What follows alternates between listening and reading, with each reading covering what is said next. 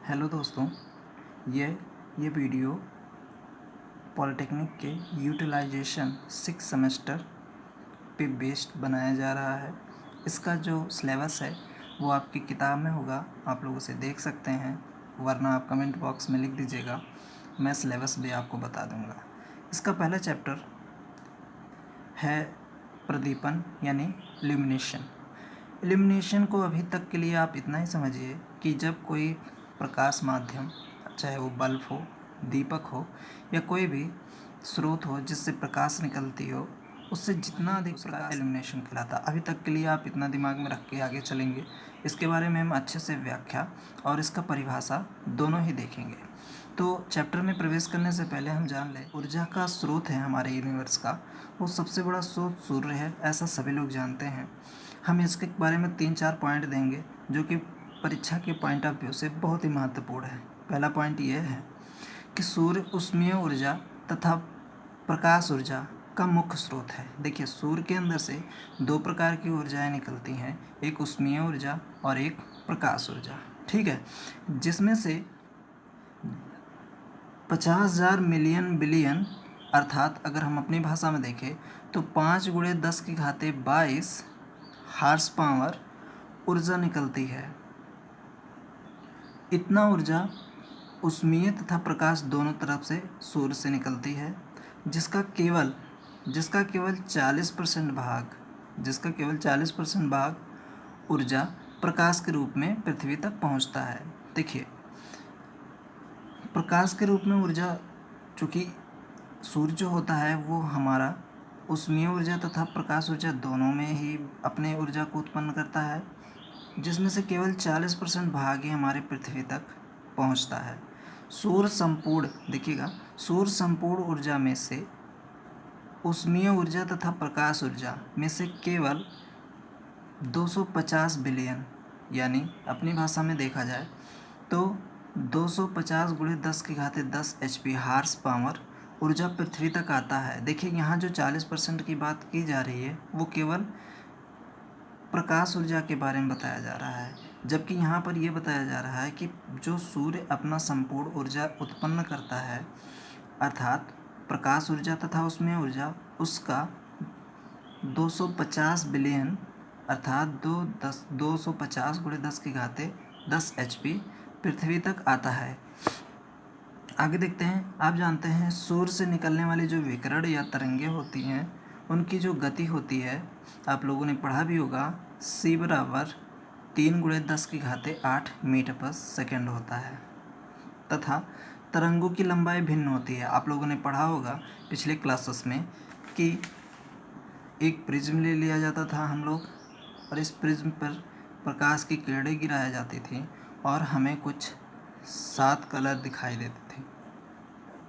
ठीक है, इसी के बारे में हम थोड़ा सा अभी आगे डिटेल में पढ़ेंगे, अभी इसको यहीं पर रोके रहते हैं। कुछ और इम्पोर्टेंट चीज़ें जान लेते हैं। ये लिखना मतलब है, निम्न तापमान पर ऊष्मा तरंगों की जो लंबाई होती है वो अधिकतम ताप पर उत्पन्न होने वाली तरंगों की तुलना में अधिक होती है। कहने का तात्पर्य है, जो पदार्थ कम गर्म होगा उससे निकलने वाली जो ऊष्मीय तरंगें हैं उसकी लंबाई अधिक, तथा अधिक गर्म वाले वस्तु में से ऊष्मीय जो तरंगें निकल रही हैं उसकी लंबाई कम होती है। इसका सीधा सा एग्जांपल यह है कि किसी कमरे में अगर एक बल्ब जल रही है 100 वाट की, तो वो बहुत तेज़ी से जल रही है, लेकिन उससे ऊष्मा बहुत कम ही निकलता है, जबकि ज़्यादा से ज़्यादा प्रकाश निकल जाता है। लेकिन उतना ही पावर का अगर हीटर जला दिया जाए तो उसमें से ऊष्मा ज़्यादा से ज़्यादा निकलती हैं और हमारे तक पहुंचती हैं, और उसमें से लाइट बहुत कम निकलता है। ठीक है, नेक्स्ट देखिए, अगर कोई भी सॉलिड, जो कि ऐसा ना हो कि वो गल जाए, जल जाए, कोई भी अगर सॉलिड है, कोई भी चीज़ है जो 300 डिग्री सेंटीग्रेड तापमान पर अपने आप उसमें से ऊष्मा या किसी चाहे ऊर्जा को विकिरण करने लगता है, चाहे वो ऊष्मा के रूप में हो चाहे प्रकाश के रूप में हो, उसे अगर आप किसी भी माध्यम को 300 डिग्री सेंटीग्रेड तक गर्म कर देंगे तो उसमें से उस ऊर्जा जो है विकिरित होने लगती है। ठीक है। और उसकी जो लंबाई होती है वो होती है 85 × 10⁻⁻6 मीटर। अगर हम इसी को थोड़ा सा और यानी 800 डिग्री सेंटीग्रेड तक गर्म करें, अर्थात लाल तप्त, आपने लोहा को देखा होगा 800 डिग्री सेंटीग्रेड ताप पर जब लोहा कलर रेड रेड हो जाता है, विकिरण ऊर्जा की तरंग लंबाई जो हो जाती है, तरंग दैर्ध्य भी बोलते हैं, उसकी लंबाई हो जाती है 0.9 × 10⁻⁶ मीटर।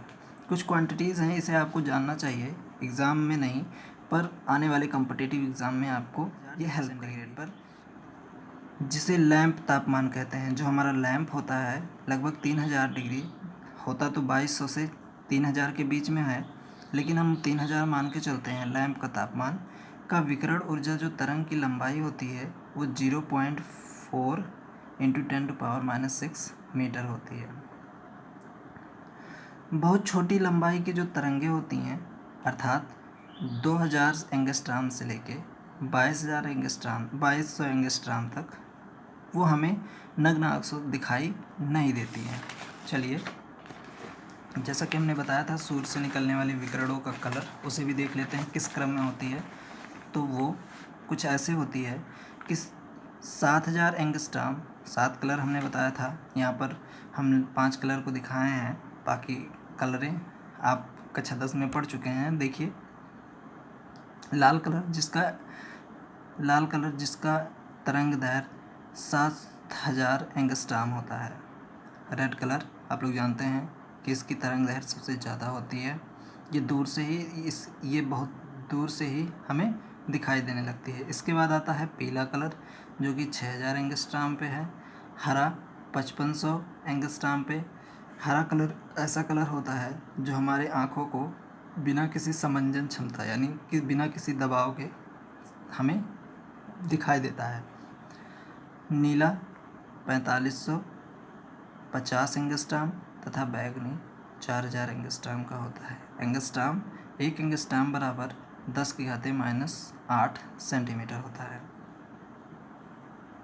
वह तरंग लंबाई जो आँखों से दृष्टिगोचर होती है, अर्थात हमें दिखाई देती है, वो 4000 एंगस्ट्राम से 7500 एंगस्ट्राम तक होता है। ठीक है, हम जैसा कि मैंने बताया हरा कलर हमें आसानी से दिखाई देता है बिना किसी समंजन क्षमता के।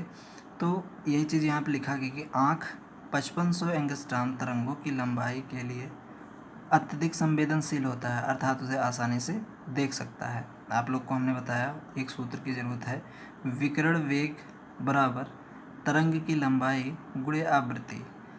वेग आप जानते हैं प्रकाश का होता है 3 × 10⁸ बराबर तरंग की लंबाई यानी तरंग दैर्घ्य जो होती है उसे हम लैम्डा से डिनोट करते हैं, फ्रीक्वेंसी को f से, इसी को c बता देते हैं। तो c बराबर हो जाता है f × c। इस फार्मूले को आप रखे रहेंगे। दीप्तिमान क्षमता यह है कि जब किसी सॉलिड को जो मेल्ट ना हो, जो गले ना, उसको जब हम गर्म करते हैं तो उसमें से जो विकिरण का मतलब रेडिएशन जो प्रकाश के रूप में निकलता है, तथा जो प्रकाश तथा ऊष्मा दोनों का योग, समझिएगा, प्रकाश के रूप में विकिरित ऊर्जा मतलब जो रेडिएशन प्रकाश के रूप में निकल जाती है, तथा पिंड से कुल विकिरित ऊर्जा अर्थात ऊष्मीय विकिरण तथा प्रकाश का विकिरण दोनों का योग का अनुपात जो होता है वो हम कहते हैं दीप्तिमान दक्षता। इसकी परिभाषा भी हम ऐसे ही डिफाइन करते हैं कि किसी सॉलिड को जब गर्म किया जाता है तो उससे निकलने वाली प्रकाश की विकिरण तथा उस पिंड से निकलने वाले संपूर्ण विकिरण के अनुपात को ही दीप्तिमान दक्षता कहते हैं।